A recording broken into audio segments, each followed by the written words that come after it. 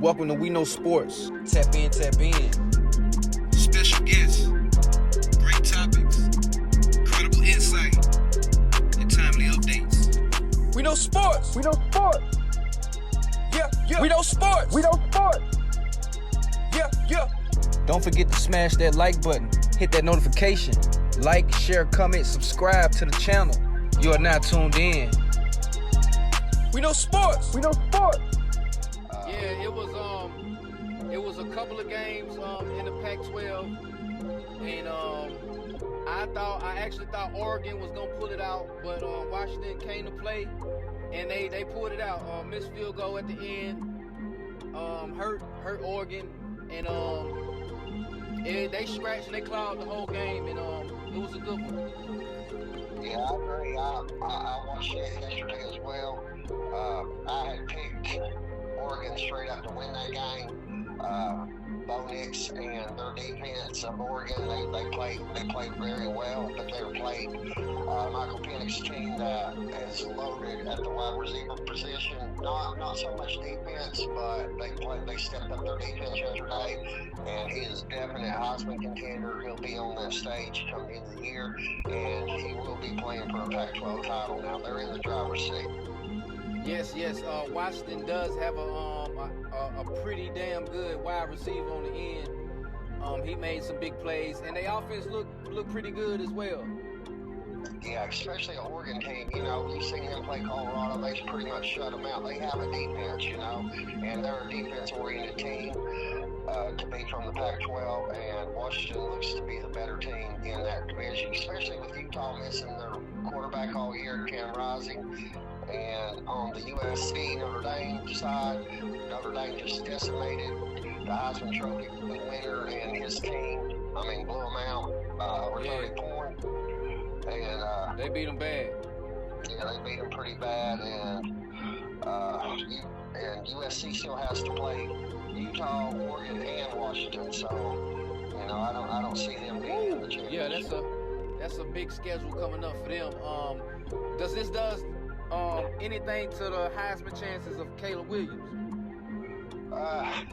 He might be on that stage, you know, because his numbers are really good. The total yardage he's thrown is not, you know, he's not in the top 5, but touchdowns, he's number 1 in touchdowns, or number 2 in touchdowns now, but in the FBS. But, you know, it's politics. That part of it is politics. It's not always the best man, it's just the best numbers, you know. Right. He has good numbers, but as far as the team, as far as the success of the program, like this might be one of his worst seasons, probably at USC.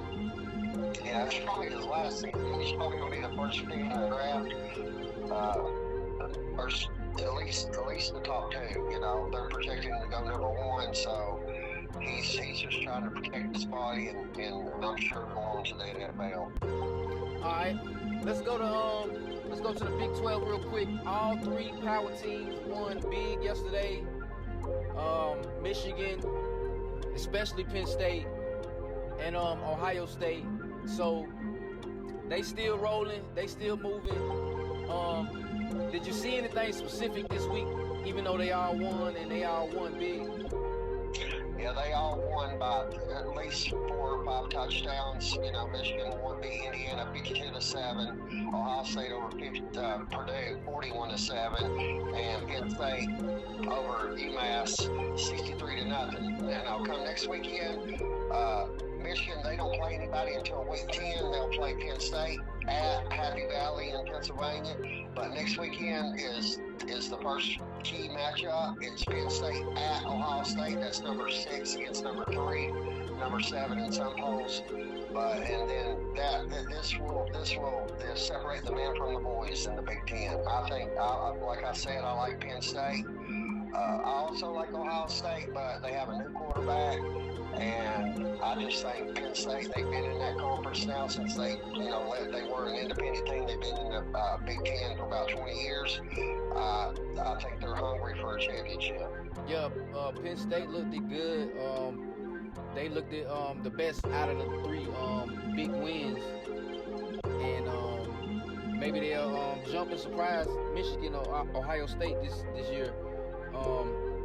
Don't look like it'll be a surprise the way they playing, but as far as the expectations, I think it will be. I agree with you. They have a solid team, offense and defensively. Out of the three, Michigan has a good defense as well as Ohio State. You know, they all have 5-star players, especially Ohio State. But the players at Penn State looks like they're more prepared, and they hit harder, they run harder, they play harder. You know, and I think and being hungry is something. And James Franklin is a really good coach, and I think he's got his squad ready. We'll know next Saturday, that's for sure. It comes on at 12 noon. All right, we'll get ready for that one. So let's jump to the SEC real quick. Texas A&M, they got a big win against Alabama last week.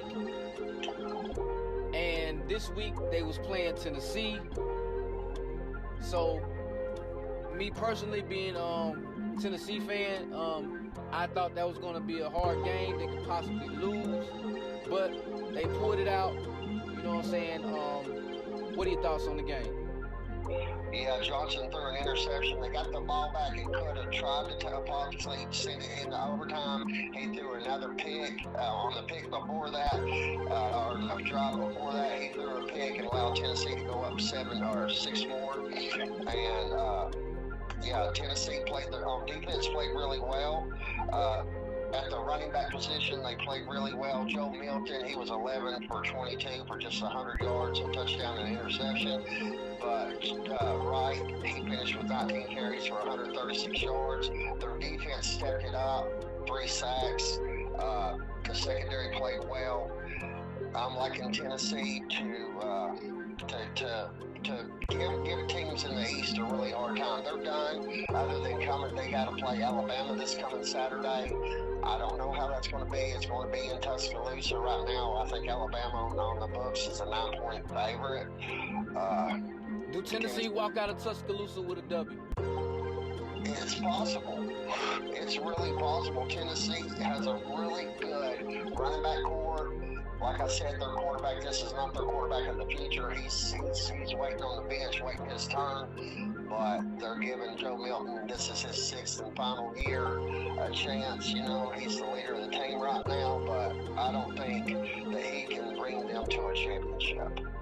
You know, but their defense plays well, like I said, and they have a good running back core. We don't know what their wide receivers are about this year because Hyatt and them went on to the NFL, and they don't have a quarterback that's able to throw them the ball. You know, 11 for 22 and 100 yards. That's not much going on there. No. That's not. One of the reasons why I thought maybe we might, not pull it out, but he took care of the ball. He made a few good plays, just enough. And hopefully, next week or this week coming up, we walk out of Tuscaloosa with a W. The way Alabama been playing, are they successful to a loss to Tennessee? I think the chances of that is pretty good. I agree with you. Their quarterback play, one week he looks like the man that's going to take them to the championship. The next week he looks like, I don't know who done it, Right. Yeah, but their defense, like I said, is really good. At Alabama, they are loaded. Their offense looks shaky. Their offensive line, normally they have an elite line, and they letting people get back there. In Tennessee, they're pretty high for that. I think they'll get back there and keep him busy. That's the key to success, is to keep that quarterback running and not knowing where he's going next. Right. It's always trouble when your quarterback is under duress. Now, it was another big game in the SEC. Besides Georgia, let's take Georgia out. Okay. All right. Who's looking the best in the SEC? Right now, I would say outside of Georgia, Alabama in the West, Tennessee in the East. Even though they failed at Florida, I don't understand that game, and it's still confusing to me because I keep watching highlights of it. How do you lose to a team like Florida and be as good as you are? But I like Tennessee in the East outside of Georgia. I think that's going to be a good matchup come November the 18th, and Alabama to continue to roll. Also, Missouri, who is ranked, they jumped in this week to number 20. They beat Kentucky handily. They're 6-1, same as Georgia, or Georgia 7-0, and Tennessee is 5-1 because of their bye week. Georgia has a bye week coming up this week before we play Florida and Jacksonville. That's the same every year.